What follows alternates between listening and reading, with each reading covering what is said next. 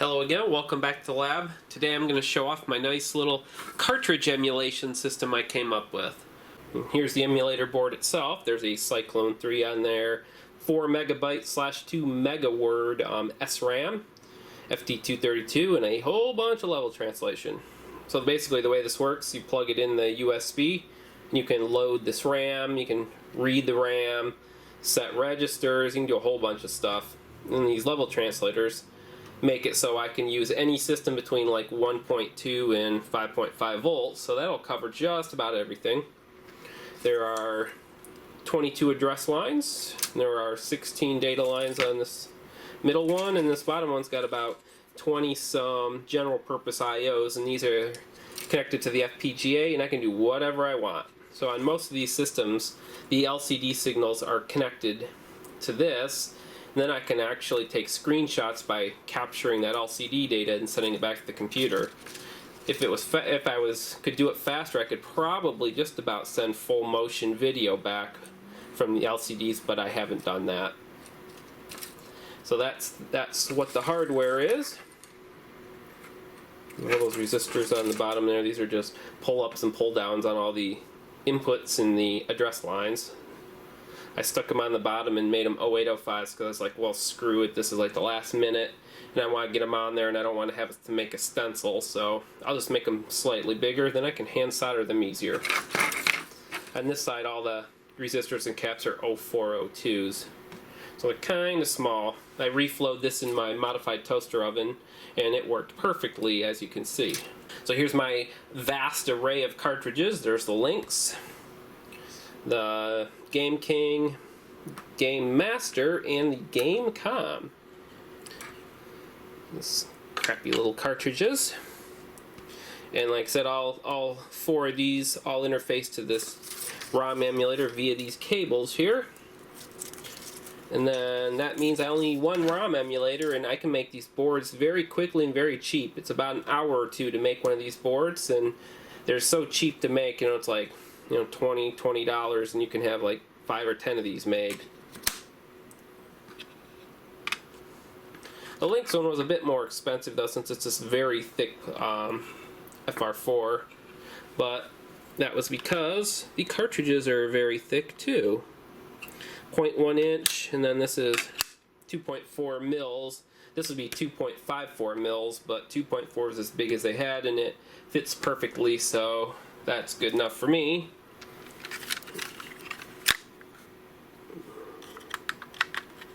Fits in there very nicely, actually. Nice positive lock in there. So here's the Game King. This has a 60 pin cartridge, so there are 60 header pins here, so I can hook the logic analyzer up to any cartridge pin. And this cable has the LCD signals, and it comes out of one of those fake side buttons there, solder buttons. And this is a universal power connector, so I can power this without batteries. And that's pretty much it. And then on the other end here is where it plugs into the ROM emulator / logic analyzer doodad. This one's here, the Game Master. This has a NEC CPU in it, I think it is. D78C11. Just kind of a weird CPU. So anyway, this is very similar. It has a connector that has all the connector pins, cartridge connector pins on this header. I can plug the logic analyzer in and look at bus timing and all that, and then this one only has the 2 headers to plug it in the ROM emulator because that's just the address and data. Again, it has the same power hookup. This runs on 5 volts, and again the cable comes out of where the power switch is on this case. It's just plugged in there like a cartridge. Next up, I got the Lynx. It too has a circuit board plugged into its cartridge slot, and then I added this. This has all the address and data bus pins on it for logic analyzer use, and then here's this little 30 pin header interposer. This plugs into that 3rd cable, and that gives me some just general purpose IO that I can poke with the FPGA. In this case, it has the LCD signals on it and a few other things. Then again, here's the power. Same pin out. This runs on 5 volts. Finally, the Game Com. Just like the Lynx, it has a whole bunch of signals broken out here. Power. This is for that 30 pin header. And then there's the cartridge that plugs into the side there.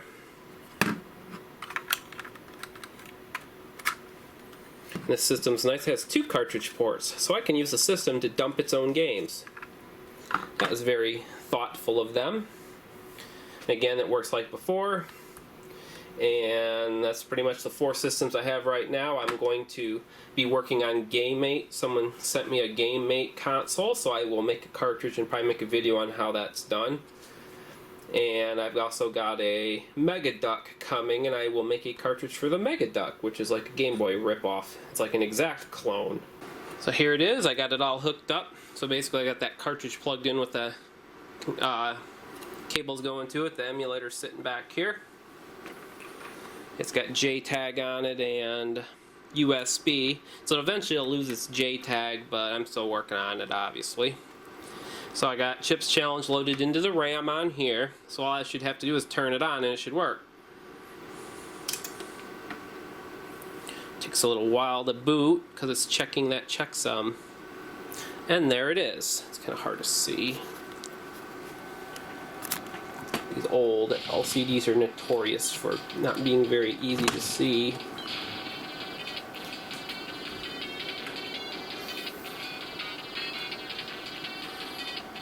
Let's see if I can get that to... There we go. Hit the 2 buttons. We'll flip it around. There we go. I like that feature. I thought that was a pretty nice little feature that they...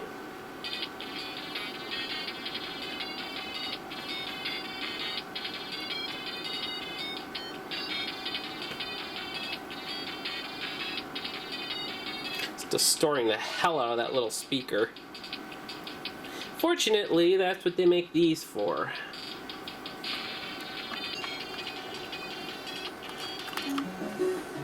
That's better.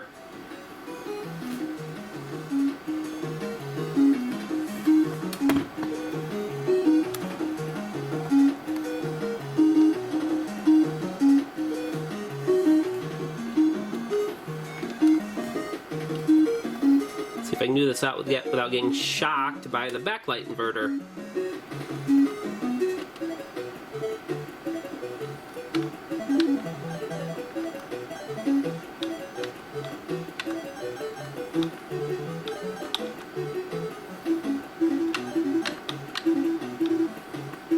Nope, it's working great, and I can, let's say I want to load another game, all I have to do is just tell it upload, and I'm going to upload Blue Lightning. So it's uploading, and there it already uploaded it. And there it is, upside down of course. I wonder if this one will flip the game around too.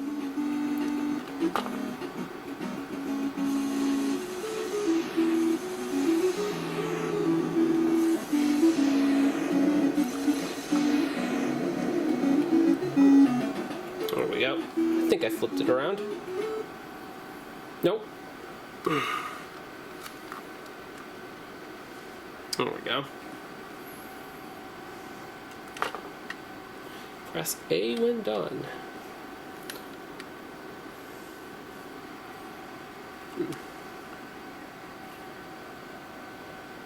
So yep, that's working quite well. So let's say I want to play another game. I want to play Game.com game for whatever reason. So here's the old Game.com. I'll fire it up.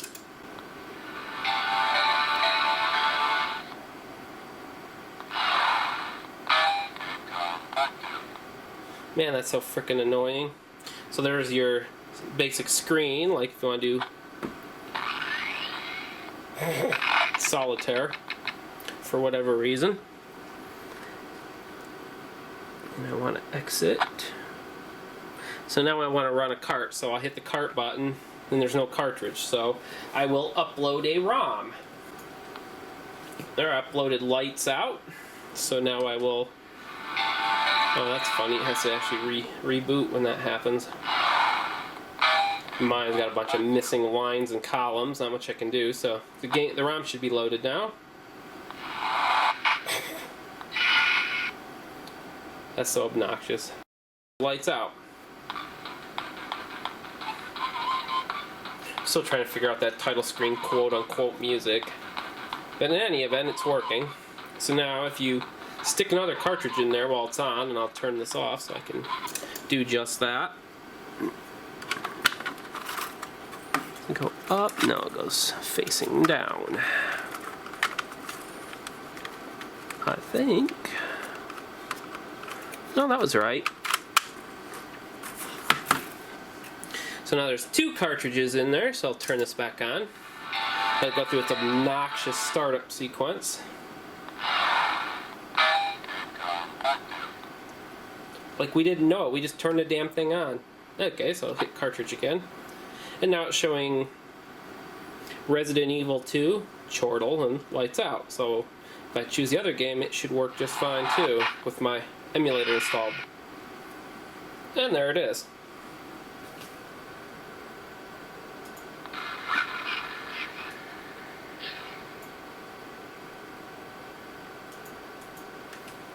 And just for fun, I'm going to upload Resident Evil 2 to the ROM emulator, and I'm going to have the cartridge in there, and I want to see what's going to happen. I wonder if it'll show up on there twice. Yeah, I don't care about that data. Most obnoxious startup screen ever.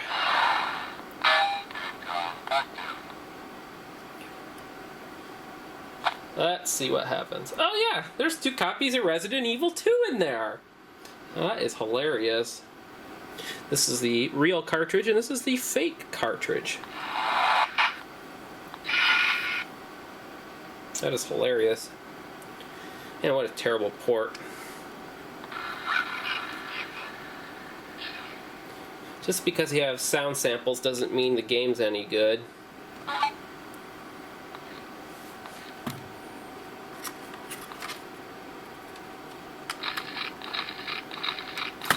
Can't really see what's going on. This LCD is just terrible. I guess that's a bad thing.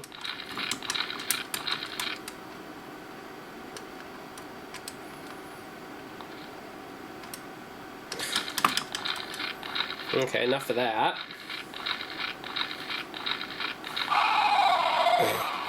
So anyway, that's Gamecom, and it's working just fine.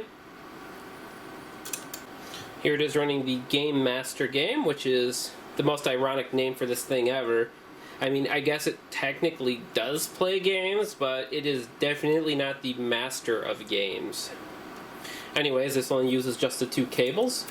It cannot reset the system, though, because I kind of sort of forgot to add a wire here, but oh well, that's fine. These are some internal pins from like the RAM and the display, so I can actually watch the CPU in this right to those things as it's happening, which is pretty nice. And this again is power, and that's pretty much all she wrote. This is like a Tetris game where you don't really play with tetrads. And the display is all screwed up too, but yeah, there's not much you can do about that. So I did try to fix it, I cleaned it, and it's still screwed up, so I don't know, there's really not a lot I can do. But that's fine, because I will be adding this to the Zimba 3000 eventually. And yes, the audio is a single square wave because they were too cheap to actually have any kind of sound hardware. So that's the Game Master, and as you see, it does work. And last but not least, we have the Game King, and I don't know why, but this is my favorite system so far. That I'm in the middle of reverse engineering, actually. I've got a lot of it figured out now. So like before, this has the cable going in hooked up to the LCD signal, so I can watch those, and I've already reverse engineered the video on it, so that was pretty easy. And then this is again power. This takes 3 volts, and I have a game already loaded, so I will just fire it up and the game should run.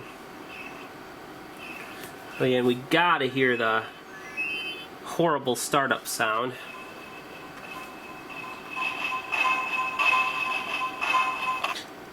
This is a Darkwing Duck ripoff called Duckman. So I will reset it again so we can hear that awesome intro there. So there's a little reset button here. I can hit that.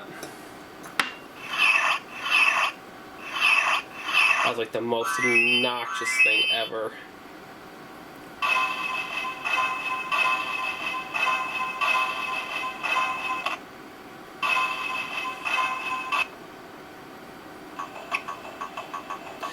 why I like the system so much. I think because the games are actually somewhat fun to play, but they're just killed by this terrible LCD, unfortunately. So I'll have this on the Zimba 3000 fairly soon. I've got most of it figured out now. I just have to figure out some interrupt things and the timers, but I've got the audio all done, the LCD's done, the bank switching and all that. I use this emulation system I'm about to show off to do all that. So that's the hardware end of things, and here's the software end. Sorry about the ghetto fabulous nature of this, but here's the program and here's how it works. So I got the system here and I can reset the system, hold it and reset, so when I run it, it's making that horrible noise. And it's saying this is 128K and it's the Game King. Let's say I want to play a different game. I just hit upload and I want to play, say, Penguin. And that's it. It's loaded. It's working. All without me touching the system itself.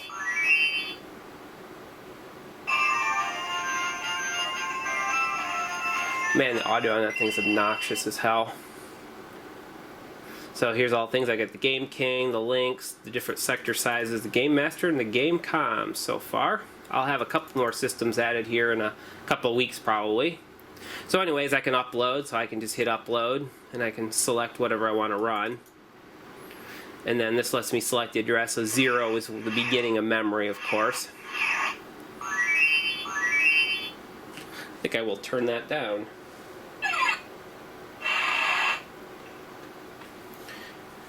And then I can download. If I want to download the memory, I just specify start address and the length, and it will download. And it's 8-bit mode right now, and it's running, and I'm in emulator mode, so I'm operating the emulator. Now if I hit this target mode, what'll happen is this entire interface will drop down to the Game King in this case. Then I can peek and poke its registers directly and try to figure out how it works. And to do that, I have a special program. I took that Duckman and I modified it. So I made Duck Mod. And then once it starts up, which it's doing, and now it's running, and if I drop to target mode, I can actually like peek and poke registers. Look at the system itself. This is actually the code that's running. I decided to put my code in the LCD buffer just because I knew if the code got corrupt and it stopped running, I'd actually be able to see that the code was missing. And the LED's blinking, telling me that it is actually connected and it is actually running. So I've had cases where I write to some registers and it actually crashes and this stops flashing, so that tells me that, well, my Game King is dead and it's not the emulator's fault. One thing I found interesting about this system, all the games seem to use digitized audio. However, this system does have 2 square waves and a noise channel, so it's kind of halfway to a Game Boy. And none of the games ever used it, but I can show it off here because I figured out what all the registers do. So I can poke the registers and make square waves and noise waveforms. So by stepping through the registers, I have this method to be able to poke values in quick succession, which really helps. I can make it make noises like this.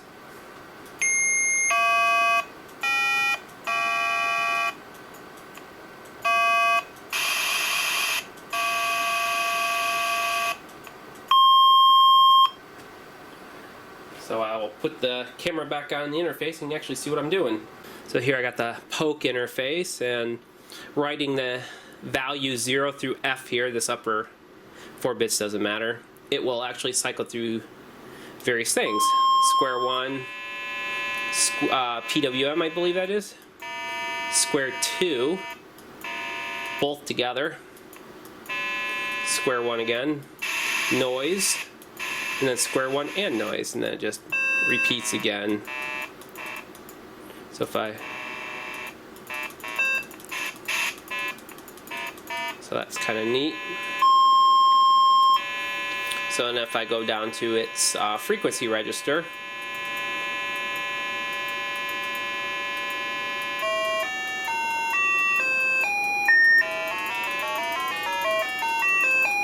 sounds kind of like an Atari 2600 game. This is the fine pitch, so it doesn't change very much.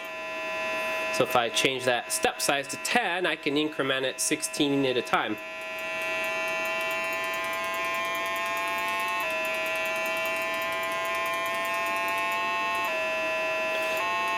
And then if I set two of them to very similar values, so I'll say put 22 in there, and I'll poke that in all of these registers like this, and then I will turn, whoops, both channels on at once by making that step size 1 again.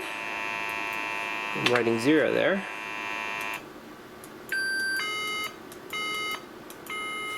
So they're both on right now, so now if I go back to one of those and detune it a little bit, what did I write in there? I can actually peek that and it'll tell me. Ah, 22, so I'll put 22 in there.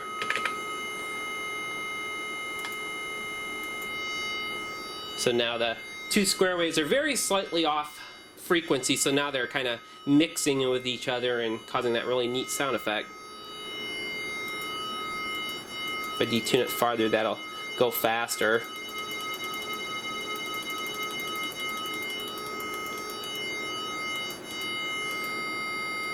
So constructive and destructive interference of two square waves.